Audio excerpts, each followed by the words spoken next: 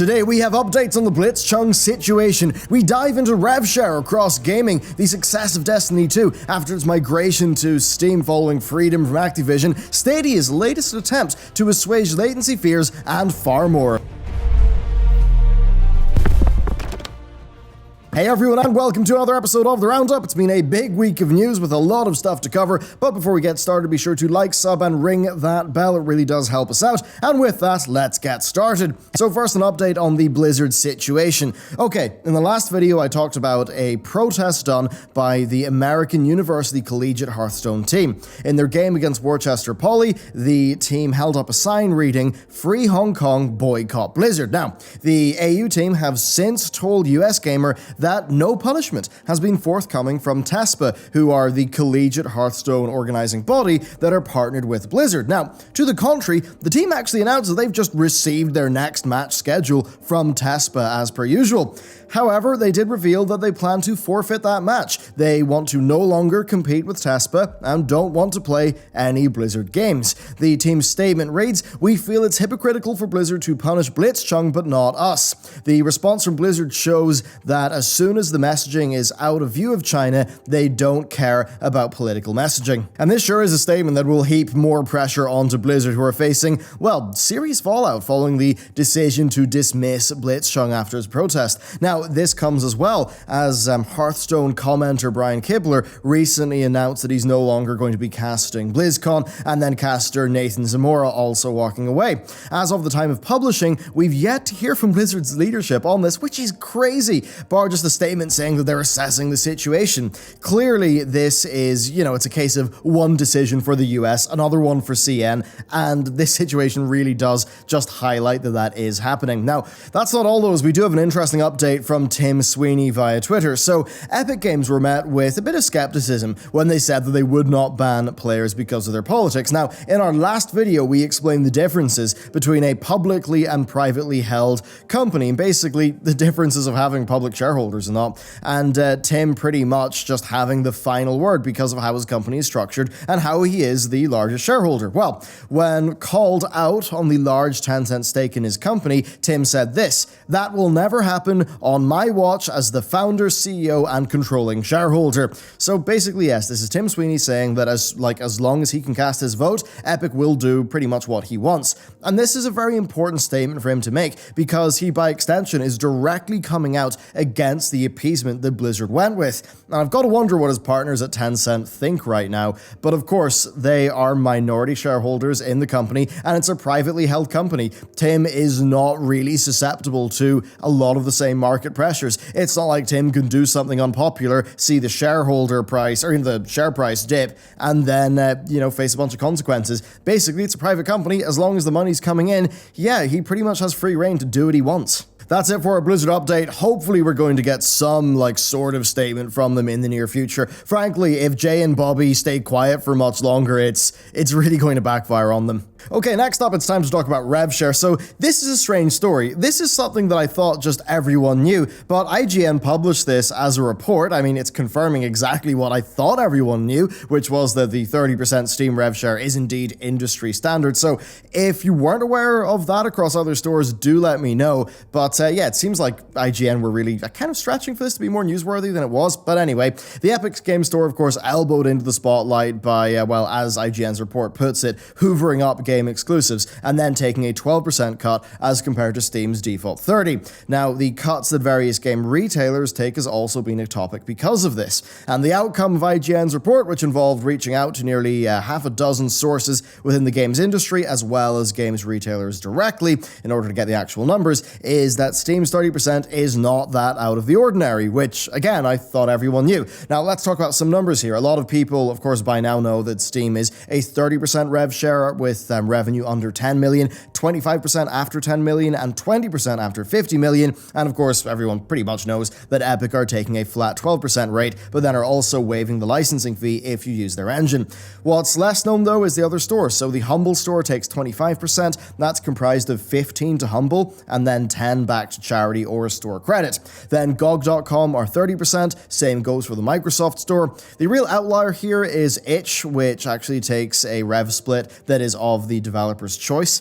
Now, the 30% thing is not unique to PC gaming either, with the PlayStation Store, Xbox Store, and Nintendo eShop all taking a 30% revenue share, though, of course, those cuts do also include the licensing fee. Now, interestingly, Nintendo actually used to take a 35% cut on WiiWare titles back in the day, which is, well, alarmingly high. Now, of course, this is something that also does follow into mobile stores, with both the Apple App Store and Google Play Store taking a 30% cut of earnings.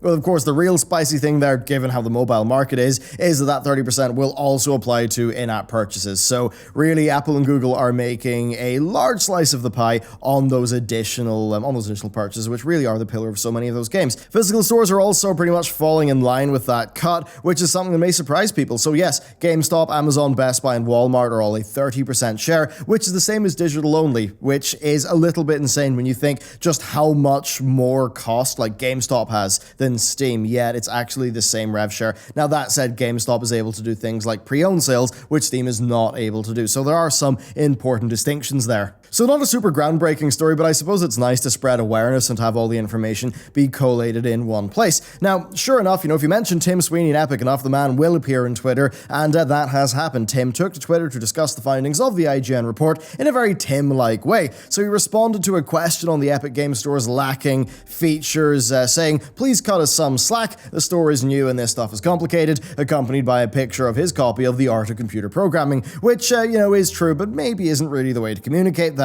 He then also responded to an enthusiastic question regarding whether Epic would release a console by saying, "Console plans? Yes, we plan to console the grieving haters as the Epic Game Store continues to succeed." Which, yeah, sure, fun play with words there, Tim, but maybe not the best move for your PR. Now, what do we actually take from all of these numbers beyond the fact that the 30% cut is pretty much like industry standard? Well, I'd say it's that Epic's marketing is not particularly good. I think knowing that Steam was the largest source of 30% on PC, they really focused on going against Steam heavily, pushing their 12% cut. Now, I think that their failing here is they put all their efforts into a pretty aggressive campaign to paint Steam in a negative light, which is maybe not the best move because users generally have a good experience with Steam, and I think instead they should have been promoting themselves in a positive light, at least in regards to the user experience, which is what you've got to do to appeal to users. I think it's rather like politicians spending all of their time attacking their opponents instead of explaining why you should actually vote for them. I think if Epic had not got such anti-Steam tunnel vision and maybe just positioned their store as being, hey, we're more developer friendly and we've got these other really cool features. They don't, but maybe they could have developed those. Maybe being a bit more aspirational and a bit more user focused, then people would have been kinder to them and it would have actually worked out a bit better.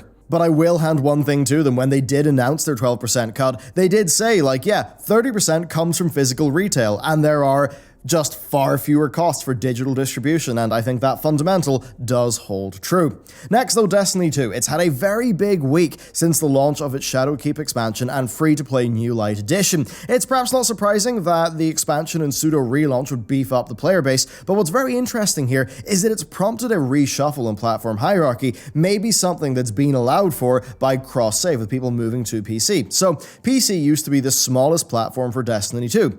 Now it's the largest. This is thanks in part to Bungie's split with Activision and Destiny's subsequent migration over to Steam. Now, according to Destiny 2's community-built tracker, Charlemagne, Steam users are currently 41% of the overall Destiny 2 player base. Then PlayStation 4 is 34%, while the Xbox One is the remaining 25%. And this is wild because if you look back to Destiny 2's Battle.net days, the archived version of Charlemagne's data from July of this year points to it being 46% PS4, 32% Xbone, and 22% PC. So there's a crazy flip going on there. So what we can take from that is this has obviously been a major switch. People have probably used crossplay to get over onto Steam, but also a lot of new people have arrived via Steam. Destiny 2's release saw 200,000 concurrents. That grabbed it the 4th place in Steam's top 100 list, which it currently holds as of the time of writing. It's being outpaced by the big three of PUBG, Dota 2, and CSGO, but it currently sits above GTA 5 and Rainbow 6 Siege in terms of current and peak players as of the time of writing. So it's definitely very interesting here.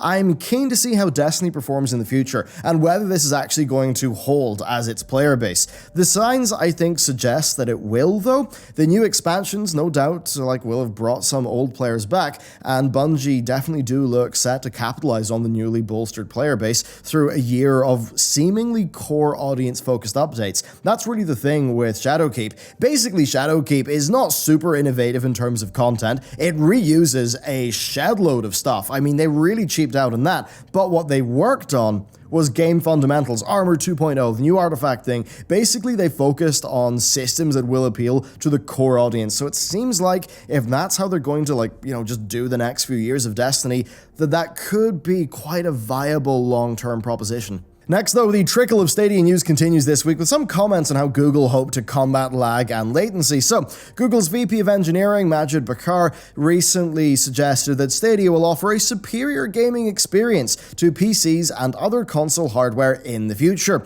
In an interview given to Edge magazine, he stated, "Ultimately, we think in a year or two, we'll have games that are running faster and feel more responsive in the cloud than they do locally, regardless of how powerful the local machine is." Certainly a bold claim. He went on to discuss Stadia's negative latency system. This is a system whereby Stadia deploys lag mitigation measures in order to establish a buffer to poor latency. Now, these measures can involve rapidly increasing the frame rate in order to minimize the delay between a button being pressed and the action being presented on screen, as well as them even predicting what button the players are going to be pressing next.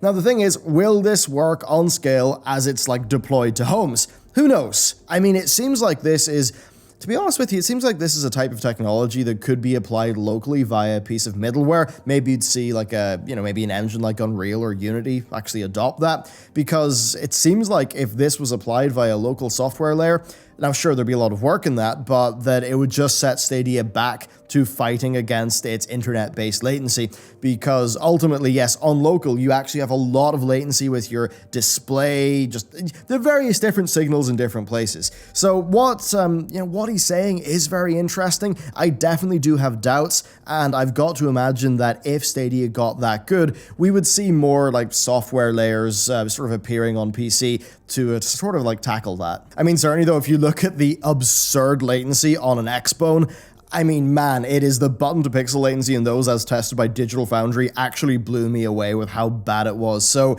I mean, I wouldn't be surprised if they can beat that. Very surprised if they can beat a local PC at 144 Hz. And then finally, let's round off the week with 2 quick-fire stories. So, Steam are introducing a new feature called Remote Play Together. The goal of this feature is to facilitate local multiplayer games online, and it's going to enter a beta the week of October 21st. Now, this is interesting to me from a user perspective, really good, but I'm also thinking about this from a developer perspective. With our own company, we would not really know how to start doing netcode.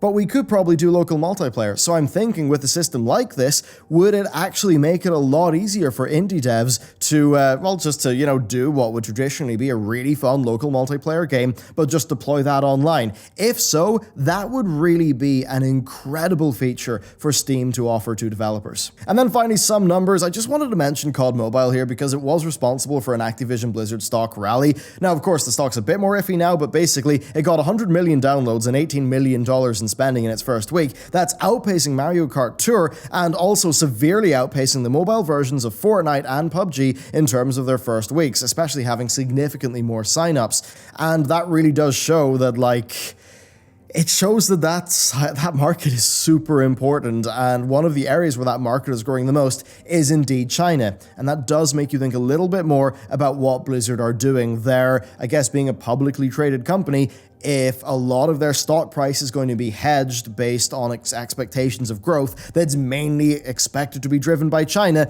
and then they piss off China, then you could see the stock go down. So I think that's a part of why you're actually seeing Blizzard go, so immediately into the appeasement. I mean, either that or they could have just had so much power devolved to NetEase that it was just one branch over there made a decision, and now Activision Blizzard US are just screaming. But I mean, if that was the case, maybe we would have seen an earlier statement. But anyway, point being, their big new mobile title is doing extremely well. And with that, that's pretty much it for this week's edition of the Roundup. We may have some content up at the weekend. It all just depends on the Blizz situation and if we get a report that we're working on done in time. But yeah, certainly an interesting week. Let me know what you're thinking about everything so far. And with that, thank you very much for watching, and I'll see you next time.